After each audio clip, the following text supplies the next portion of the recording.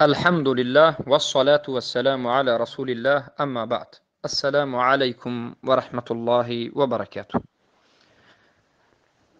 سوال شده است که گوشت قربانی را چگونه استفاده بریم، یعنی در تقسیم کردن و استفاده بردن چگونه است؟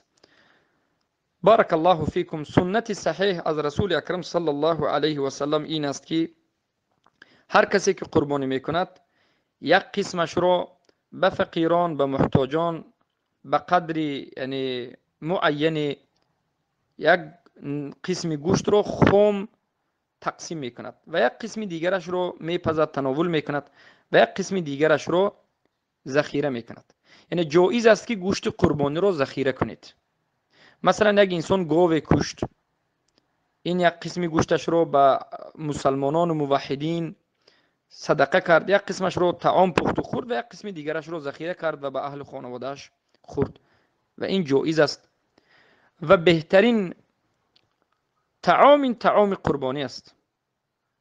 بارک الله فیکم که امروز عرفه، فردا عید قربان، فردا شما از خانه هیچ چیزی نخورده نماز عید را میخونید و بعد از عید کوشش بکنید که از گوشت قربانی پخته شده تناولی بکنید و این سنت رسول اکرم صلی الله علیه و آله است که خیلی که رسول اکرم صلی الله علیه و آله در حدیثی که امام مسلم رد میکند امر کردند که ذبح رو کردید، یعنی تو وقت ذبح شما طعام نخورید بهتر است و افضل است و بعد از این طعام از قربانی میکنید. این سنت است. بارک الله فیکم. سوال دیگر این است که قربانی کردن از نام کسانی که وفات کردند. والله بهترین نیکی و بهترین صدقه برای مردگان، بهترین عمل خیر برای مردگان، برای فوتیدگان، برای اقربا، مثلا یک کسی برای پدرش، مادرش بهترین نیکی و بهترین صدقه اگر خواهد که بکند، ببینید یکی از اونها اولینش بگیم حج است.